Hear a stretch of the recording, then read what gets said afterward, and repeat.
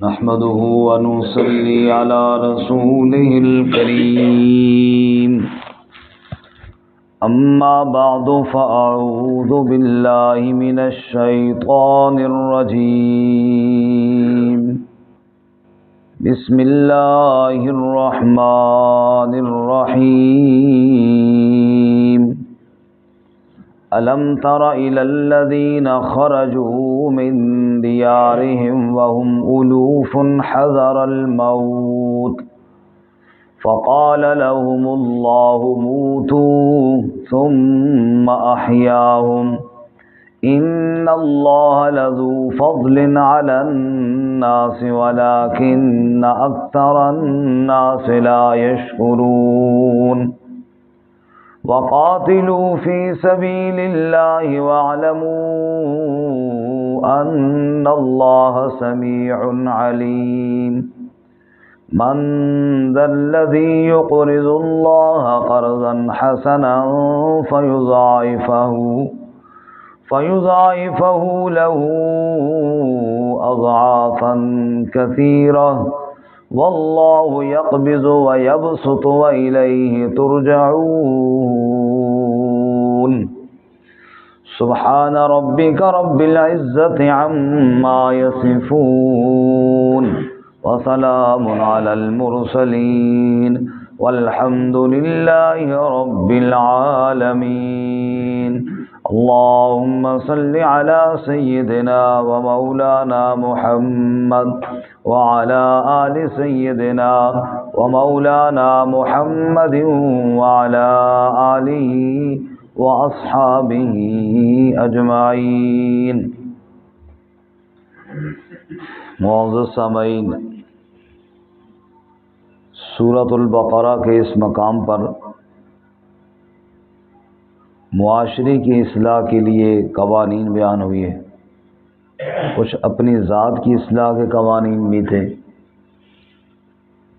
اب چونکہ اس سورہ کا موضوع جہاد فی سبیل اللہ بھی ہے، تو یہاں سے دوبارہ جہاد کا مسئلہ اللہ تعالیٰ شروع فرما رہے ہیں، اور جہاد سے اور قتال فی سبیل اللہ سے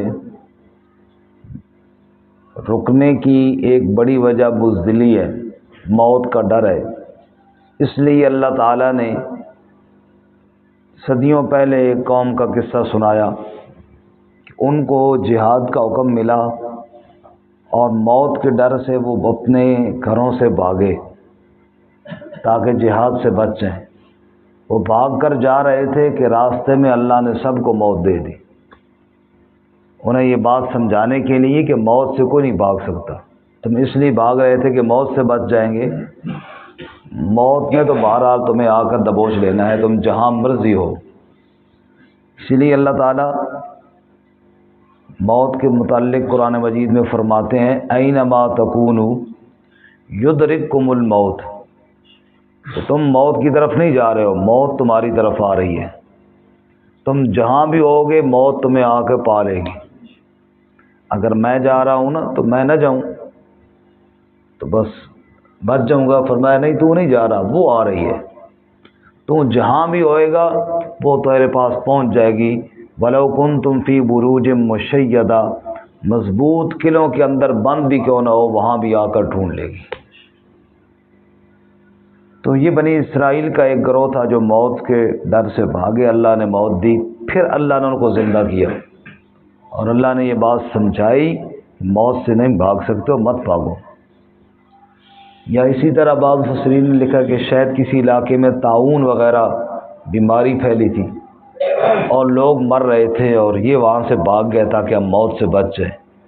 یہ بھاگ کے جہاں گئے وہاں جا کے مر گئے، طاعون والے پھر بچ گئے، کوئی مرے باقی بچے، یہ سارے کے سارے ہی مر گئے۔ اور اللہ تعالیٰ نے بتایا کہ دیکھو موت سے کوئی نہیں بھاگ سکتا۔ الم تر الی الذین خرجوا من دیارہم، کیا آپ نے دیکھا نہیں ان لوگوں کی طرف جو نکلے اپنے گھروں سے، وَهُمْ أُلُوفٌ، اور وہ ہزاروں کی تعداد میں تھے۔ نکلے کیوں؟ حذر الموت، موت کے ڈر کی وجہ سے نکلے۔ فقال لهم اللہ موتوا، بس ان کو اللہ نے کہا مر جاؤ، ثم احیاہم، پھر اللہ نے ان کو زندہ کیا۔ پہلے اللہ نے موت دی تو سارے مرے، پھر اللہ نے ان کو اٹھایا۔ یہ بات سمجھانے کے لیے کہ موت سے مت بھاگو، موت سے کوئی بھاگ نہیں سکتا۔ ان اللہ لذو فضل علی الناس، بے شک اللہ تعالیٰ بڑے فضل والا ہے لوگوں پر، ولکن اکثر الناس لا یشکرون، اور لیکن اکثر لوگ شکر ادا نہیں کرتے۔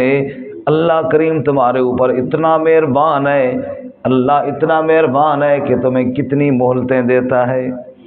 اللہ ہمیں شکر ادا کرنے کی توفیق عطا فرمائے۔ جب موت سے کوئی بھاگ نہیں سکتا تو پھر اللہ کا حکم مانو، وقاتلوا فی سبیل اللہ، اور قتال کرو اللہ کے راستے میں، وَاعْلَمُوا، اور اس بات کو بھی جان لو، ان اللہ سمیع علیم، بے شک اللہ تعالی سننے والا جاننے والا ہے۔ قتال اور جہاد میں مومن کے پاس اسلحہ اور ہتھیار بھی ہوتا ہے، لیکن بڑا ہتھیار مومن کا دعا ہے، اس لیے فرمایا وَاعْلَمُوا أَنَّ اللَّهَ سَمِيعٌ عَلِيمٌ۔ یہ بات بھی یاد رکھو کہ سننے والا کون ہے؟ اللہ۔ جاننے والا کون ہے؟ اللہ۔ سب کی پکاروں کو سننے والا وہ ہے، سب کے حالات کو جاننے والا وہ ہے۔ تم پکاریں کرتے رہو گے، وہ تمہاری مدد فرماتا رہے گا۔ جہاد کے ساتھ ساتھ انفاق فی سبیل اللہ، مال خرچ کرنا، یہ بھی قرآن مجید میں تقریباً دونوں مضمون اکٹھے بیان ہوئی ہیں۔ فرمایا من ذا الذی یقرض اللہ قرضا حسنا، قرآن نے صدقے کی ترغیب کئی مقامات پر دی ہے، لیکن سب سے خوبصورت انداز یہ والا ہے جو آج کی آیت ہے۔ اس کے علاوہ اور کئی انداز ہیں، مثلا میں ایک دو آیتیں آپ کو سناتا ہوں، اس کے بعد پھر اس آیت کو دیکھتے ہیں۔ اللہ تعالیٰ ایک جگہ فرماتے ہیں نا وَأَنفِقُوا فِي سَبِيلِ اللَّهِ، خرچ کرو اللہ کی راہ میں وہ دن آنے سے پہلے، من قبل ان یأتی احدکم الموت، کہ تم میں سے کسی کو موت آ جائے، فیقول، پھر موت کے وقت وہ کہے گا رب، اے میرے پروردگار، لولا اخرتنی الی اجل قریب، مجھے تھوڑی سی مہلت کیوں نہیں دی، فاصدق، تاکہ میں صدقہ کر لیتا، واکم من الصالحین، اور میں نیک ہو جاتا۔ اللہ کہتے ہیں موت کے وقت تم کہو گے صدقہ کرنا چاہتا ہوں، رب کہے گا رہنے دے، اب تیرے صدقے کی کوئی ضرورت۔ یہ بھی ترغیب ہے۔ ایک جگہ اللہ سورۃ الحدید میں یوں ترغیب دیتے ہیں، فرمایا اس مال کو جو آج تمہارے پاس ہے خرچ کرو، مما جعلکم مستخلفین فی، یہ تمہارے پاس پہلے نہیں تھا، آج تمہارے پاس ہے، کل پھر تمہارے پاس نہیں رہے گا۔ یہ پراپرٹی، یہ مکان، یہ زمینیں کل کسی اور کے نام تھیں، آج تیرے نام ہوئی ہیں، آئندہ کل پھر کسی اور کے نام ہو جائیں گی۔ ابھی وقت ہے تیرے پاس تو کوئی چیز اللہ کی راہ میں دے کے اپنی آخرت بنا لے۔ ایک جگہ اللہ یوں ترغیب دیتے ہیں وَلِلَّهِ مِيرَاثُ السَّمَاوَاتِ وَالْأَرْضِ، ارے سارا کچھ اللہ ہی کا ہے، تمہارا کیا ہے، دیو اللہ تعالیٰ کے نام پر۔ کہیں اللہ تعالیٰ فرماتے ہیں مَثَلُ الَّذِينَ يُنْفِقُونَ أَمْوَالَهُمْ فِي سَبِيلِ اللَّهِ كَمَثَلِ حَبَّةٍ أَنبَتَتْ سَبْعَ سَنَابِلَ فِي كُلِّ سُنبُلَةٍ مِّائَةُ حَبَّةٍ، جیسے ایک دانہ کسی نے زمین میں کاشت کیا، اس سے 7 سٹے نکلے، ہر سٹے میں 100 دانے ہوں، ایک دانے کے 700 بن جائیں گے۔ اللہ کہتے ہیں جو میری راہ میں ایک خرچ کرے گا میں 700 گنا اجر عطا فرماؤں گا۔ یہ ساری ترغیبیں ہیں، لیکن سب سے پیارا اور محبت بھرا انداز یہ ہے۔ اب اس آیت کو دیکھیے، من ذا الذی، کون ہے وہ شخص، یقرض اللہ قرضا حسنا، جو اللہ کو قرض حسنا دے دے۔ سبحان اللہ، رب کہتا ہے میرے بندو مجھے قرض دے دو، میں تمہیں واپس کروں گا۔ سب کو سبحان اللہ۔ اور ایک عالم نے جہاں میں بڑی خوبصورت مثال دے کے بات سمجھائی. تو اللہ تعالیٰ کہتے ہیں قرض دے دو. اللہ تعالیٰ ہم جیسے فقیروں سے مانگ رہے ہیں, ہماری کیا حیثیت ہے, ہم سے کون مانگتا ہے. رب کہتا ہے قرض دے دو. یہ رب محبت کے طور پہ کہتے ہیں. فرماتے ہیں اس کی مثال یوں ہے کہ والد صاحب بازار گیا, بچوں کے لیے شاپر بھر کے چیز کا لے کر آیا, اس میں ٹافیاں ہیں, اس میں بسکٹ ہیں, اس میں اور اس کی پسند کی چیزیں ہیں. وہ آ کے نا سارا شاپر بچے کے ہاتھ میں دے دیا. او خوش ہو گیا جی, بہت چیزیں بھی آ گئی ہے. پھر کہتا ہے بابا کو بھی دو گے, مجھے بھی دو گے یا نہیں دو گے. تو یہ جو مانگ رہا ہے یہ ضرورت کے لیے نہیں مانگ رہا, یہ محبت دیکھنے کے لیے مانگ رہا ہے. اللہ کہتے ہیں سارا کچھ تو میں نے تمہیں دیا ہے, تمہارے پاس جو کچھ ہے کس کا دیا ہوا ہے. پھر رب کہتا ہے مجھے قرض دو گے, مجھے قرض دو گے, اگر دو گے تو میں واپس کئی گنا کر کے لوٹاؤں گا تمہیں. یہ اللہ تعالیٰ اپنے بندوں کی صرف محبت دیکھنے کے لیے.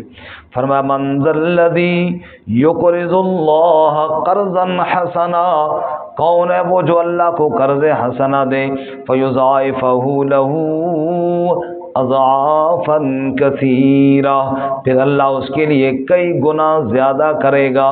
واللہ یقبض ویبسط, اور اللہ تعالیٰ ہی تنگ بھی کرتا ہے اور کشادہ بھی کرتا ہے.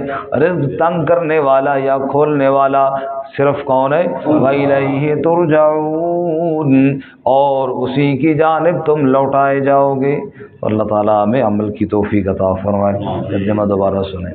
الم تر الی الذین خرجوا من دیارہم, کیا آپ نے دیکھا نہیں ان لوگوں کی جانب جو نکلے اپنے گھروں سے, وہم الوف, اور وہ ہزاروں کی تعداد میں تھے, حذر الموت, موت کے ڈر سے نکلے.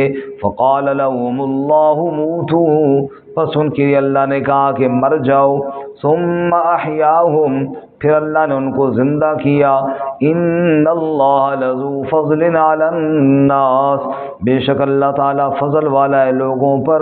ولکن اکثر الناس لا یشکرون, اور لیکن اکثر لوگ شکر ادا نہیں کرتے. وقاتلوا فی سبیل اللہ, اور قتال کرو اللہ کی راہ میں. وعلموا, اور جان لو, ان اللہ سمیع علیم, بے شک اللہ تعالیٰ سننے والا جاننے والا ہے. من ذا الذی یقرض اللہ قرضا حسنا, کون ہے وہ شخص جو قرض دے اللہ کو قرض حسنا. وَيُضَاعِفَهُ لَهُ أَضْعَافًا كَثِيرًا, پس اللہ اس کے لیے کئی گنا زیادہ کر دے گا. واللہ یقبض ویبسط وإلیہ ترجعون, اور اللہ تعالیٰ ہی تنگ کرتا ہے اور کشادہ کرتا ہے, اور اسی کی جانب تم لوٹائے جاؤ گے.